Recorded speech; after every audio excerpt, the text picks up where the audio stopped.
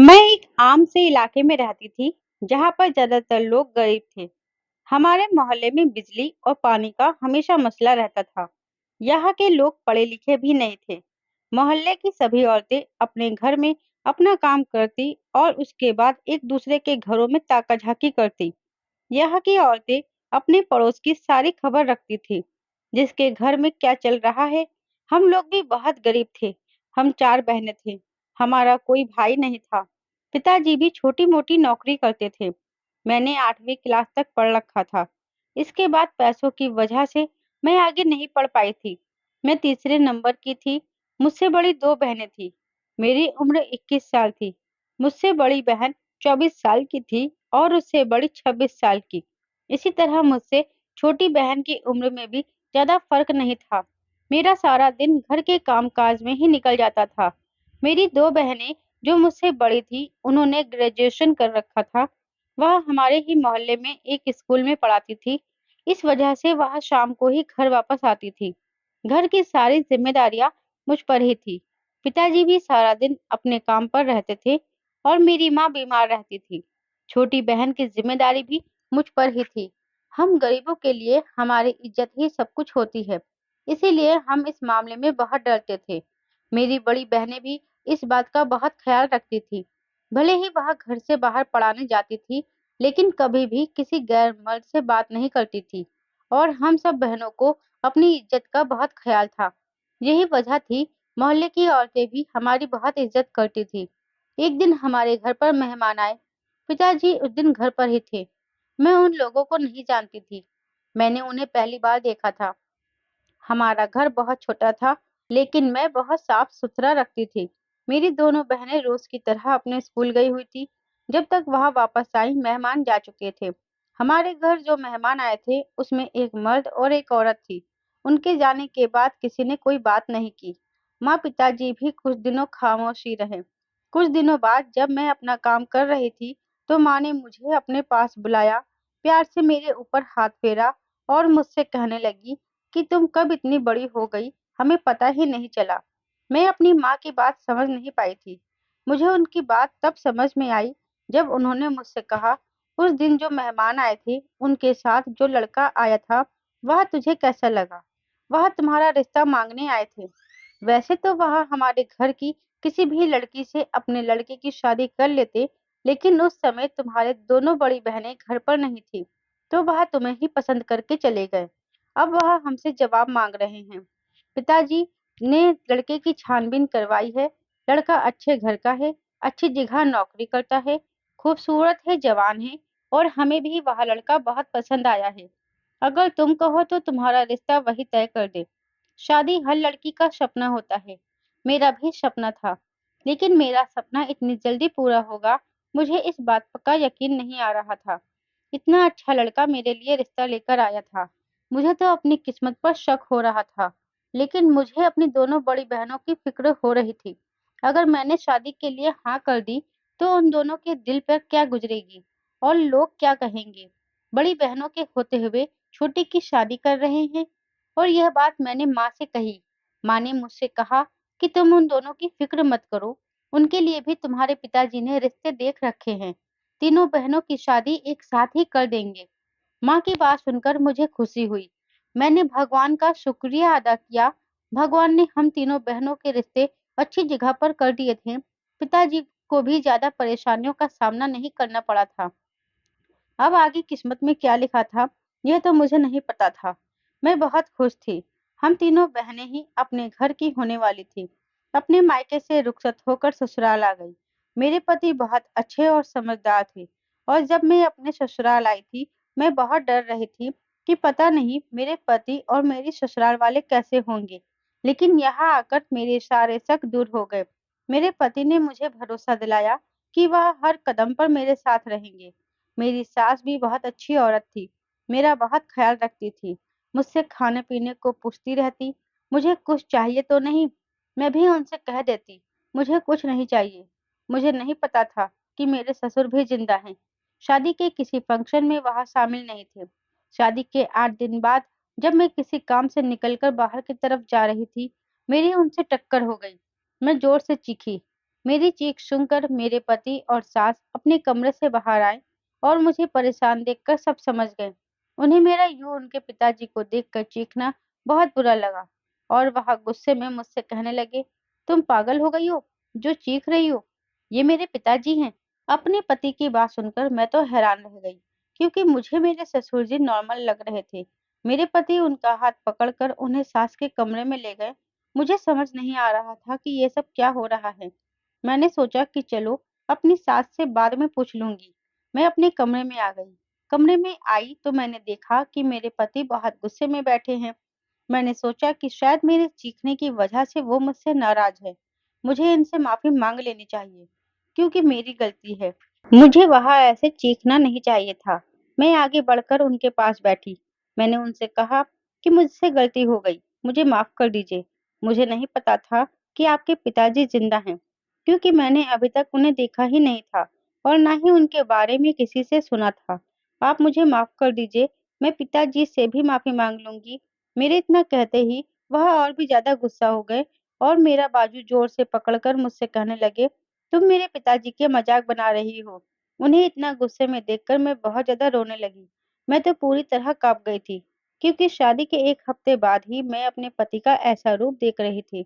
उनकी तेज आवाज सुनकर मेरी सास मेरे कमरे में आ गई। उन्होंने मेरा हाथ उनसे छुड़वाया। मेरे पति ने गुस्से से अपनी माँ को देखा। मुझे ऐसा लग रहा था जैसे वह अपनी माँ से बहुत ज्यादा नफरत करते हैं। मैं तो सहम कर वहीं बैठ गई थी। मुझे अपने पति से डर लगने लगा था। मैंने अपने पिताजी को कभी भी अपनी माँ के साथ ऐसा बर्ताव करते नहीं देखा था। वह तो हमेशा ही माँ से प्यार से बातें करते थे। यह तो मेरे पति ने शादी के एक हफ्ते बाद ही मुझ पर गुस्सा करना शुरू कर दिया था और अब तो यह रोज का हो गया था। वह किसी न किसी बात पर मुझसे चिढ़ते ही रहते थे। लेकिन मेरी सास मुझसे बहुत प्यार करती थी। वह हमेशा ही मेरा साथ देती थी। जब भी मेरे पति मुझसे कुछ कहते, वह आकर मुझे बचा लिया करती थी। मेरे पति उनको देखकर खामोश हो जाते। मेरे पति ने मेरे ससुर की सारी जिम्मेदारी मेरे ऊपर डाल रखी थी। मुझे अपने ससुर के बारे में ज्यादा तो कुछ नहीं पता था, लेकिन उनकी हालत देखकर लगता था कि वह पागल है। शादी को 3 महीने हो चुके थे और मुझे यहाँ कुछ भी ठीक नहीं लग रहा था। मैं जानती थी कि इस घर में कुछ ना कुछ परेशानी तो है, लेकिन क्या बात है वह मुझे नहीं पता था। मैं देखने में बहुत अच्छी थी, लेकिन जब से यहाँ आई थी, मेरा चेहरा मुरझा-सा गया था। मेरी सास का बर्ताव तो मेरे साथ बहुत अच्छा था। वह मुझे घर का कोई काम भी नहीं करने देती थी, लेकिन मेरे पति कहते थे कि घर का सारा काम तुम्हें ही करना है। मेरे ससुर के दिमाग की हालत भी ठीक नहीं थी। वह अपने आप से ही बातें करते रहते हैं और हँसते रहते थे। कभी-कभी तो वह मुझे भी बुरा-भला कह दिया करते थे। लेकिन मैं इस बारे में अपने पति को कुछ भी नहीं बताती थी, क्योंकि मैं शादी के एक हफ्ते बाद ही उनका गुस्सा देख चुकी थी और यह बात भी अच्छी तरीके से समझ चुकी थी कि आगे मैं उनसे कुछ कहूंगी तो वह मुझे मारना शुरू कर देंगी। मेरी कोई बात पर यकीन नहीं करेंगी। एक रात जब हम अपने कमरे में सो रहे थे, तब किसी ने कमरे का दरवाजा खटखटाया। उस दिन मैं बहुत ज्यादा थकी हुई थी, क्योंकि मेरे पति ने अपने दोस्तों को दावत पर बुलाया था और खास कर मुझसे कहा था कि सारा काम मुझे अकेले ही करना है। हालांकि मेरी सास ने मुझसे कहा कि मैं तुम्हारी मदद कर देती हूँ, लेकिन पति के गुस्से की वजह से मैंने उनसे कुछ भी नहीं करवाया। मैंने उनके लिए सारा खाना वगैरह बनाया, उन सबको खाना खिलाया। रात को बर्तन धोकर किचन साफ करके मैं सोने के लिए लेट गई थी। मैं चाहती थी कि मैं अब चैन से सो जाऊं। वैसे तो मैं अपने घर पर भी सारा काम करती थी, लेकिन यहाँ काम के साथ-साथ मेरे दिमाग पर भी बहुत ज़्यादा लोड पड़ता था। हर टाइम मैं सोचों में फ्री रहती थी। मैंने थकान की वजह से उठकर दरवाज़ा नहीं खोला। मेरे पति ने ही खुद उठकर दरवाज़ा खोला। देखा तो सामने मेरे सास और ससुर खड़े थे। दोनों माँ-बेटे में बहस चल रही थी। मेरी सास कुछ काम को कह रही थी, लेकिन मेरे पति मना कर रहे थे। उन दोनों की बहस सुनकर मजबूरन मुझे भी उठना पड़ा। मैं जानना चाहती थी कि दोनों में क्या बहस चल रही है। मेरे उठते ही मेरी सास मेरे पास आई और मेरा हाथ पकड़कर मुझसे कहने लगी कि चलो मेरे साथ चलो। मैं उनकी बात समझ नहीं पा रही थी।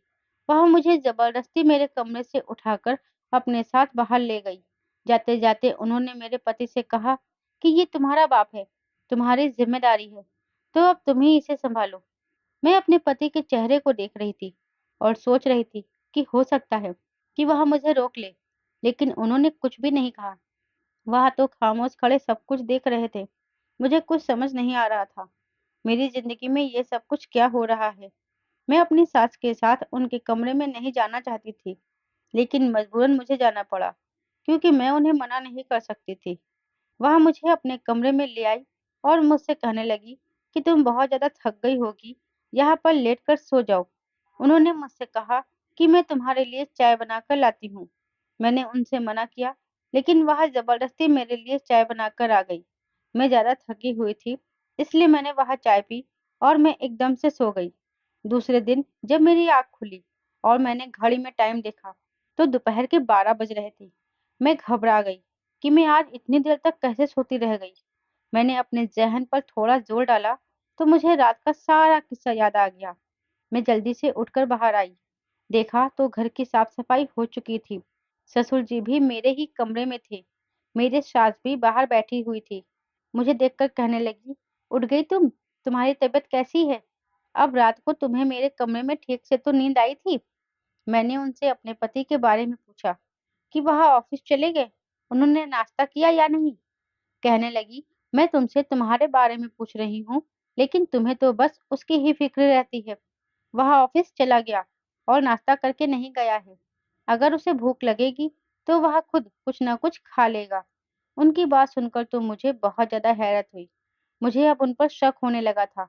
मुझे लग रहा था शायद वह मेरे साथ अच्छा बनने का ड्रामा कर रही है। वह मुझे मेरे पति से दूर करना चाहती है। मुझे नहीं पता था कि वह ये सब कुछ क्यों कर रही है, लेकिन मुझे हर हाल में अपना घर बसाना था। तो मैंने सोचा कि मैं अपनी सास से बात करूंगी, लेकिन उनसे बात करने के लिए मौका चाहिए था, क्योंकि यहाँ पर सबको जरा-जरा सी बात पर गुस्सा आ जाता था।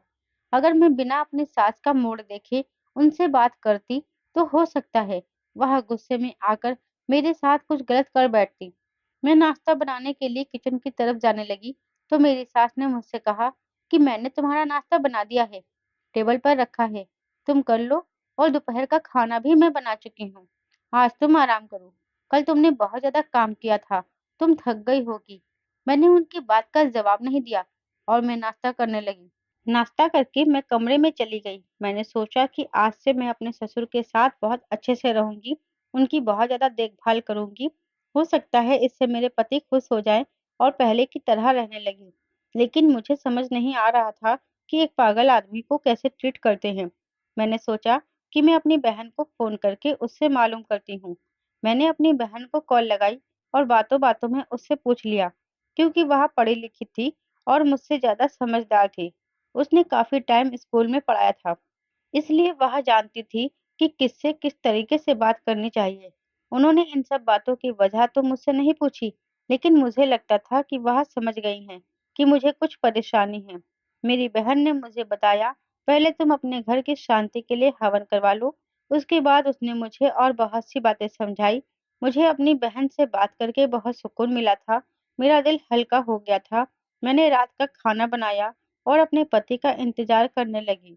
मेरे पति उस दिन देर से घर आए थे। मैं उनका इंतजार करते-करते वही टेबल पर ही मेरी आँख लग गई। पति घर पर आए और उन्होंने मुझे ऐसे सोता हुआ देखा, तो मुझे उठाकर कहने लगे कि कमरे में जाकर सो जाओ। मैंने उनसे पूछा कि खाना लगाऊँ? उन्होंने कहा कि मुझे भूख नहीं है। मैंने उनसे पूछा, क्या बाहर से आप कुछ खाकर आए हैं? मेरे पति ने जवाब दिया कि मैंने कल से कुछ नहीं खाया। तब मैंने उनका हाथ पकड़ लिया और उनसे सॉरी कहने लगी। मैंने उनको बताया कि मैंने आज ससुर जी का बहुत ख्याल रखा है, दवाई भी टाइम से दे दी थी और खाना भी टाइम से दिया था और मैं उन्हें डॉक्टर के पास भी लेकर गई थी। डॉक्टर ने कहा है कि जल्दी ही ठीक हो जाएँगे। ये सुनकर मेरे पति का मूड कुछ अच्छा हो गया। उन्होंने मुझसे कहा कि तुमने खाना खाया? मैंने कहा कि नहीं, मैं आपका ही इंतज़ार कर रही थी और साथ में ही खाना खा लेते हैं। इतने में मेरी सास अपने कमरे से निकल कर आ गई और मुझे देखकर कहने लगी कि तुम अभी तक सोई नहीं हो, जाओ जाकर सो जाओ। मैंने कहा कि सासू माँ, ये अभी-अभी आए हैं और मैं इनको खाना खिला दूँ, फिर जाकर सो जाऊँगी। मेरे पति खामोश खड़े थे। मेरी सास को तो जैसे जिद ही लग गई थी। वह मेरा हाथ पकड़कर मुझे ले गई और कहने लगी कि बच्चा नहीं है, खुद निकाल कर खा लेगा। मैं हैरानी से अपनी सास को देखती रही और मैं कुछ न कर सकी। मैं रोज यही कोशिश करती थी कि मैं अपने पति के साथ ज्यादा से ज्यादा समय गुजारूं, लेकिन मेरी सास पता नहीं क्यों बीच में आ जाती थी। अब मैं उन्हें कैसे समझाती? मुझे अपने पति के साथ अपना रिश्ता मजबूत करना है। मेरी सास मुझसे इतने अच्छे से बोलती थी कि मैं उन्हें किसी बात के लिए मना ही नहीं कर पाती थी। अब मेरे और मेरे पति के बीच में दूरियां आ गई थी। हमारी शादी को भी धीरे-धीरे 6 महीने हो गए थे और मैं पिछले 3 महीने से अपनी सास के कमरे में ही सो रही थी और मेरे ससुर मेरे पति के साथ मेरे कमरे में सोते थे। मैं सोचने लगी थी कि अगर कुछ दिन और ऐसे ही रहा तो शायद मेरा घर बर्बाद हो जाएगा और मैं कुछ भी नहीं कर सकूंगी। मैं जब भी इस बारे में अपनी सास से बात करने की कोशिश करती, तो वह मुझे अजीब ही तरह से जवाब देती थी, जिसे सुनकर मेरा सर चकरा जाता था। मैं किसी और से भी कुछ नहीं कह सकती थी। मेरे पति ने मेरा मायके आना-जाना भी बिल्कुल बंद कर रखा था। उन्होंने मुझसे सख्ती से कहा था, जब तक मैं तुमसे ना कहूँ, तुम अपने घर वालों से कोई कांटेक्ट नहीं करोगी। अब तो मेरे पति मुझे आंखें उठाकर भी नहीं देखते थे। सुबह मेरे उठने से पहले ऑफिस चले जाते थे और रात को देर से घर वापस आते थे। अगर किसी रात मैं जागकर उनका इंतजार करती, तो मेरी सास मुझे जबरदस्ती कमरे में ले जाती और सोने को कह देती थी। अगर कभी मैं अपने पति से बात करने की कोशिश करती, तो वह भी मुझे अजीब नजरों से घूरने लगते। मेरी जबान वही बंद हो जाती। अब मैं सारा दिन अपने ससुर का ध्यान रखती, लेकिन मेरी सास को अपने पति की बिल्कुल भी फिक्र नहीं थी। जब मैं अपने ससुर का ख्याल रखती और उन्हें दवाई देती, तो वह मुझसे भी कहती कि तुम इन बाप-बेटों की इतनी फ़िक्र क्यों करती हो? इन दोनों को अपने हाल पर छोड़ दो, दोनों ही एक जैसे हैं। एक दिन मेरे पति की छुट्टी थी। वैसे तो वह अक्सर छुट्टी वाले दिन भी घर पर नहीं रहते लेकिन आज वह घर पर ही थे। मेरे पास मौका था और मैं उनसे बात भी करना चाहती थी। मैं जल्दी से अपना काम खत्म करके अपने पति के पास जाकर बैठ गई। मुझे बहुत डर लग रहा था उनसे बात करते हुए। फिर भी मैंने डरते हुए उनसे कहा, आप मुझे समय नहीं देते हैं, ऑफिस चले जाते हैं, रात को भी देर से वापस आते हैं। इतने-इतने दिन हो जाते हैं, आप मुझसे बात ही नहीं करते। मैं अपनी बात कहते हुए कँपकँपा रही थी, डर रही थी कि कहीं मेरे पति को गुस्सा ना आ जाए। मेरी बात सुनकर मेरे पति ने कहा, मेरी माँ तो ऐसी ही थी, तुम भी मेरी माँ के साथ-साथ ऐसी ही हो गई। तुमने मेरे साथ आज तक किया ही क्या है? मैं उनको देखने लगी। मैं कहना चाहती थी कि ये मेरे साथ क्या हो रहा है? वह मुझे तो खुद समझ ही नहीं आ रहा था। इतने में मेरी सास ने मुझे आवाज़ लगा दी, लेकिन मैंने अपनी सास की आवाज़ नहीं सुनी। पहली बार ऐसा हुआ था कि मैंने अपनी सास की आवाज़ पर कोई जवाब नहीं दिया था। जब मैंने उनकी बात का कोई जवाब नहीं दिया, तो वह मेरे ऊपर कमरे में आ गई और कहने लगी, "क्या तुम्हें मेरी आवाज़ नहीं आई?" मैं खामोश रही और अपने पति के चेहरे को देखने लगी। मेरे पति बड़े गुस्से से उठे और अपनी माँ से कहने लगे, "आप तो थी ही खराब, आपने मेरी पत्नी को भी अपने जैसा कर दिया। मुझे तो अब नफ़रत हो गई है औरत जात से।" दोनों माँ-बेटे बहुत बुरी तरह से लड़ रहे थे और एक-दूसरे को बुरा-भला कह रहे थे। सास कह रही थी कि तेरे बाप ने तुझे भी अपने जैसा कर लिया है। देख क्या हाल हो गया है उसका, भगवान ने उसे उसके किए की सज़ा दी है। मेरे पति कह रहे थे कि आप मेरा घर खराब कर रही हैं। कौन माँ अपने बेटे की पत्नी को अपने साथ सुलाती है? जब भी मेरी पत्नी मेरे पास बैठती है, मुझसे बातें करती है, तो आप उसे बुला लेती हैं। जब से मेरी शादी हुई है, मैं आपकी यही हरकतें देख रहा हूँ और बर्दाश्त कर रहा हूँ। क्या सिखा रही हैं आप इसे? आप तो इसे बिल्कुल भी अपने जैसा बना रही हैं। आपको तो कभी अपने पति की फ़िक्र ही नहीं हुई। आप मेरी पत्नी को भी यही सिखा रही हैं। उसे भी मेरी कोई फ़िक्र नहीं है। ये घर है या जहन्नुम, कुछ पता ही नहीं चलता। दोनों में से कोई भी चुप होने का नाम नहीं ले रहा था कि दोनों अपनी-अपनी कहे जा रहे थे। ससुर जी भी पास में बैठे सब कुछ सुन रहे थे। मैं उनका बहुत ज़्यादा ध्यान रख रही थी और उन्हें दवाई भी समय से देती थी, इसलिए वह पहले से बहुत बेहतर हो गए थे। अब सबकी बातें भी समझने लगे थे, खाना भी अपने हाथ से खा लिया करते थे और अपना ध्यान भी खुद रखने लगे थे, लेकिन किसी से कोई बातचीत नहीं करते थे। मेरे पति को भी मेरी मेहनत नज़र आ रही थी, वह समझते थे कि मैं यह सब उनके लिए कर रही हूँ ताकि वह मुझसे खुश रहें। लेकिन कोई तो ऐसी बात थी जो मैं नहीं जानती थी। मैं उन सब उलझनों से बहुत ज़्यादा थक गई थी। दोनों माँ-बेटे बराबर लड़ाई किए जा रहे थे। इन दोनों का लड़ना तो बंद ही नहीं हो रहा था। जितना हो सकता था, एक-दूसरे को बुरा-भला कह रहे थे। इन दोनों की बातें सुनकर तो मेरे कानों से खून बहने लगा था। कुछ देर तो मैं वहीं खड़ी रही, लेकिन थोड़ी ही देर बाद मैंने अलमारी से अपना बैग निकाला और उसमें अपने कपड़े रखे, थोड़ा-बहुत ज़रूरत का सामान और पैसे रखे। मैं सोच रही थी कि मेरी इतने महीनों की मेहनत बेकार हो गई। यहाँ तो इन लोगों के अपने ही मसले खत्म नहीं हो रहे थे। पता नहीं क्या बात है जो एक-दूसरे के लिए दिल में नफ़रत लेकर बैठे हुए थे। मैं ही पागल थी जो सबको एक करने की कोशिश में लगी हुई थी। लेकिन इन लोगों ने अपने दिलों में इतनी नफ़रत पाल रखी है कि शायद मेरी लाख कोशिशों के बावजूद भी इन लोगों के दिलों से नफ़रत खत्म नहीं होगी। मैंने अपना बैग उठाया और कमरे से बाहर आने लगी। मुझे नहीं पता था कि मैं कहाँ जाऊँगी। मैं अपनी माँ और बहनों के घर नहीं जाना चाहती, तो मेरी सास वहीं खड़ी ज़मीन को घूर रही थी। मैं बाहर निकल रही थी, तो मुझे किसी ने भी रोकने की कोशिश नहीं की। जब मैं गेट पर आई, तो मैंने पीछे मुड़कर देखा तो मेरी सास भी मेरे साथ जाने के लिए तैयार खड़ी थी। मैंने उनकी तरफ दोबारा मुड़कर नहीं देखा। मैं बहुत उदास थी। मुझे लग रहा था कि अब सब कुछ खत्म हो गया है और जो कुछ भी हुआ है, वह सब कुछ मेरी सास की वजह से ही हुआ है। मैंने उनसे कोई भी बात नहीं की। मैं बाहर सड़क पर पैदल चलने लगी। सास भी मेरे पीछे-पीछे चलकर आ रही थी। मुझे कुछ समझ नहीं आ रहा था। जब मैं चलकर थक जाती, तो थोड़ी देर बाद वहीं बैठकर आराम कर लेती। फिर उठकर चलना शुरू कर देती। मुझे कहाँ जाना था, मुझे ही पता ही नहीं था। ये भी नहीं जानती थी कि मैं चलते-चलते कहाँ पहुँच गई हूँ। मुझे घर से निकले हुए सुबह से दोपहर और दोपहर से शाम हो गई थी ना, मुझे अपनी भूख की फ़िक्र थी और ना ही प्यास की। मुझे इस बात की भी कोई फ़िक्र नहीं थी कि मेरी सास बीमार है, वह इतना नहीं चल सकती। चलते-चलते मुझे चक्कर आने लगे और मैं बेहोश होकर गिर गई। मेरी ज़िंदगी में सब कुछ खत्म हो चुका था। अब मैं जीना नहीं चाहती थी। सोच रही थी कि बस यह मेरी ज़िंदगी का आखिरी लम्हा हो। मेरे ससुर को इस बात का बहुत एहसास था कि वह इस बात को समझ रहे थे कि जो कुछ भी हुआ है, उसके ज़िम्मेदार वह खुद ही हैं। उनकी वजह से उनकी पत्नी घर छोड़कर चली गई और उन्हीं की वजह से आज उनके बेटे का भी घर बर्बाद हो गया था। समय ऐसे ही बीतता जा रहा था। अब मैं और मेरी सास एक सेंटर में रहने लगे। यहाँ ऐसे लोग रहते थे जिनका कोई सहारा नहीं था। मेरी सास का यह दिल लग गया था, क्योंकि उन्हीं की उम्र की यहाँ बहुत सारी औरतें थीं। मेरी तो जैसे दुनिया ही उजड़ गई थी। अब मुझे किसी बात से कोई फ़र्क नहीं पड़ता था। मैं सारा दिन अपने बिस्तर पर ऐसे ही पड़ी रहती थी।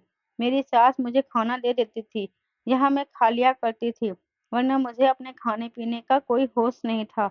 अगर मुझसे कोई बात करता तो उसका जवाब दे देती। मेरी सास यहाँ भी मेरा बहुत ख़्याल रखती थी, लेकिन अब मुझे उनके होने या ना होने से कोई फ़र्क नहीं पड़ता था। मैं एक पत्थरदिल इंसान बन चुकी थी। एक दिन मेरे पति मुझे लेने आए और उनके साथ-साथ मेरे ससुर भी आए। और वह भी मेरी सास को लेने आए थे। मेरे ससुर मेरी सास से हाथ जोड़कर माफ़ी माँग रहे थे और बहुत ज़्यादा रो रहे थे। मेरे ससुर को देखकर लग रहा था कि वह बिल्कुल ठीक हो चुके हैं और सेहतमंद हैं। इस तरह माफ़ी माँगने से मेरी सास ने उनको माफ़ कर दिया।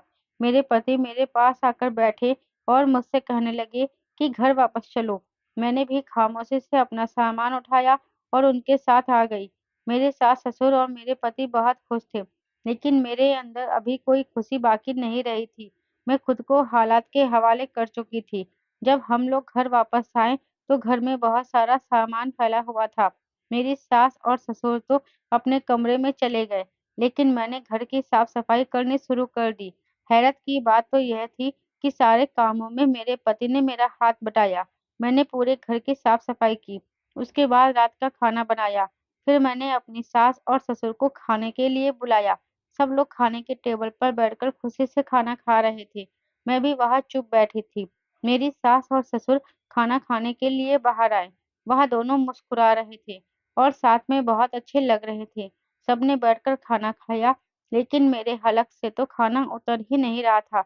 मैंने सबको मिलाने की कितनी कोशिश की थी और इस कोशिश में मैं खुद से क्या हो गई थी। मैं चाहती थी कि सब लोग मिल-जुल कर हँसी-खुशी रहें, लेकिन मुझे पता नहीं था कि सबको खुश करते-करते मेरी हालत ऐसी हो जाएगी।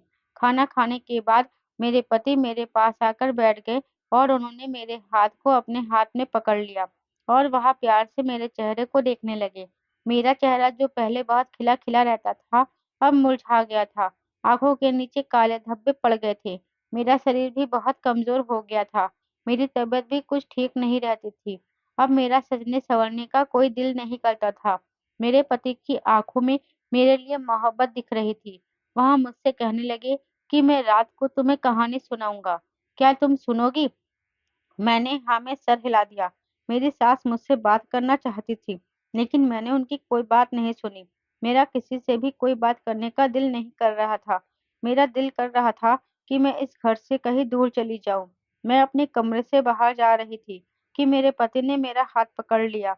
मैंने हाथ छुड़ाकर बाहर जाने की कोशिश की। उन्होंने मेरा हाथ बहुत टाइट पकड़ा हुआ था। उन्होंने मुझे बेड पर बैठाया और खुद ज़मीन पर बैठ गए। मेरी सांसें बहुत तेज-तेज चल रही थी। आज दिल बहुत तेज धड़क रहा था। मैं इस कमरे से बाहर जाना चाह रही थी, लेकिन मेरे पति ने मुझे वहाँ पकड़कर अपने पास बैठा लिया और मुझसे अपने किए की माफ़ी माँग रहे थे और बहुत ज़्यादा शर्मिंदा थे। वह कह रहे थे कि मैं उन्हें एक मौका और दे दूँ, ताकि वह अपनी गलती सुधार सकें और वह मेरे साथ आगे से कभी भी कोई ऐसा बर्ताव नहीं करेंगे, जो मुझे बुरा लगे। उन्होंने मुझे बताना शुरू किया मैं इसी घर में पैदा हुआ था। मेरी माँ की बहुत छोटी उम्र में शादी हो गई थी। मेरे पिताजी उनसे उम्र में बड़े थे। जब मैं पैदा हुआ तो मेरे माता-पिता मेरे पैदा होने पर बहुत खुश थे।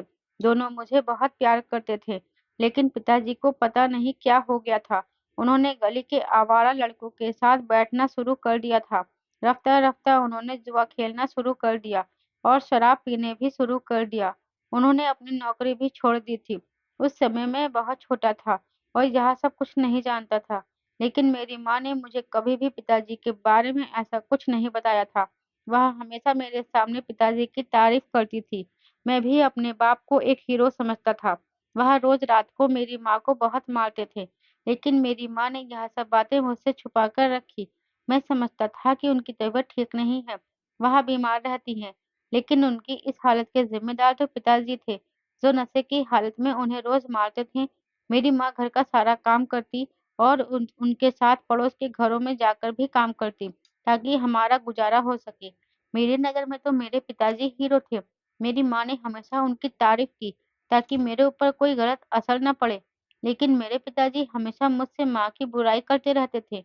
मुझे बताते थे कि तेरी माँ बहुत खराब औरत है। वह मुझसे पैसे माँगती है और मुझे छोड़ने की धमकी देती है। मैं अपनी माँ से वैसे तो बहुत प्यार करता था, लेकिन मैं जैसे-जैसे बड़ा होता गया, पिताजी की बातें मेरे दिमाग में बसती गई। मैं धीरे-धीरे अपनी माँ से नफ़रत करने लगा। मैंने अब अपनी माँ से बातचीत करना बंद कर दिया था। मैं घर पर भी बहुत कम आता था। वह मेरे लिए बहुत ज़्यादा परेशान रहती थी। वह मुझसे पूछती लेकिन मैं उन्हें कुछ नहीं बताता था। मुझे नहीं पता था कि मेरे पिताजी मेरी माँ पर ज़ुल्म करते हैं। मेरी माँ ने कभी मुझ पर यह ज़ाहिर नहीं होने दिया था कि मेरे पिताजी जुआरी हैं, शराबी हैं और उन्हें मारते-पीटते हैं। जब मेरी नौकरी लगी तो मेरी माँ ने मुझसे शादी के लिए कहा, लेकिन मैंने इनकार कर दिया। उन्हीं दिनों मेरे पिताजी का एक्सीडेंट हो गया, जिनमें उनकी हालत बहुत ज़्यादा खराब हो गई। लेकिन डॉक्टरों ने कहा कि अगर उनकी अच्छी देखभाल की जाए तो वह सही हो सकते हैं। लेकिन मेरी माँ ने उनका बिल्कुल भी ख़्याल नहीं रखा। उन्हें तो पिताजी के एक्सीडेंट का बिल्कुल भी अफ़सोस नहीं था। वह तो चाहती थी कि पिताजी इस दुनिया से ही चले जाएँ। मुझे अपनी माँ से और भी ज़्यादा नफ़रत हो गई। मैं सोचने लगा कि पिताजी जो सब माँ के बारे में कहते थे, वह सब कुछ सही कहते थे। मेरी माँ मेरे पिताजी को छोड़ना चाहती है। मेरे बाप ने तो मेरे दिमाग में यह बात बैठा रखी थी। फिर मैंने सोचा कि मैं शादी कर लेता हूँ, ताकि मेरी पत्नी आकर मेरे पिताजी का ख़्याल रख सके। इसीलिए मैंने माँ से कहा कि मेरे लिए लड़की देखो। इसीलिए मेरी माँ ने मेरे लिए रिश्ता देखना शुरू कर दिया और मेरी किस्मत में तुम थी, जो मुझे तुम मिल गई। जो कोशिश तुम कर रही थी, मैं सब कुछ जानता था। मैं समझता था इस बात को कि तुम चाहती हो कि सब लोग साथ में हँसी-खुशी रहें। लेकिन मैं यह नहीं जानता था कि असल मुजरिम मेरे पिताजी हैं। जिस दिन तुम घर छोड़कर गई थी, उसी दिन पिताजी ने मुझे यह सब कुछ बताया और मुझसे माफ़ी माँगी। पिताजी की बात सुनकर तो मेरे पैरों तले से ज़मीन निकल गई। मैं बिल्कुल अपने होश में नहीं रहा। मुझे अपने किए पर बहुत पछतावा हो रहा था, जो मैंने तुम्हारे साथ और अपनी माँ के साथ किया था और तुम्हारा तो इन सब में कोई कसूर ही नहीं था। तुम तो बिना वजह ही इन सब में आकर फँस गई। तुम मुझे माफ़ कर दो। मैं तुमसे अपनी गलती की माफ़ी माँगता हूँ। मैंने अपने पति की कहानी सुनकर कहा कि मैंने आपको माफ़ कर दिया। सच कहूँ तो अब मुझे आपसे कोई शिकायत नहीं है। आपने जो भी किया वहाँ अनजाने में किया। अब मैं समझ गई थी कि हमारा समाज एक ऐसी औरत को कभी भी कबूल नहीं कर सकता जिसके पति ने उसको घर से निकाल दिया हो। अब मैं अपने पति के साथ बहुत खुश रह रही हूँ और मेरे सास-ससुर भी बहुत खुश थे और मैं अपने पति के साथ अपने माँ-बाप से मिलने भी गई थी और अब वह भी मुझे देखकर बहुत खुश थे। दोस्तों, उम्मीद करती हूँ आपको हमारी कहानी पसंद आई होगी। कहानी पसंद आई है तो वीडियो को लाइक और शेयर करें। चैनल पर नए हैं तो चैनल को सब्सक्राइब ज़रूर करें। साथ ही बेल आइकन को प्रेस करें जिससे वीडियो की अगली अपडेट सबसे पहले आपको मिले।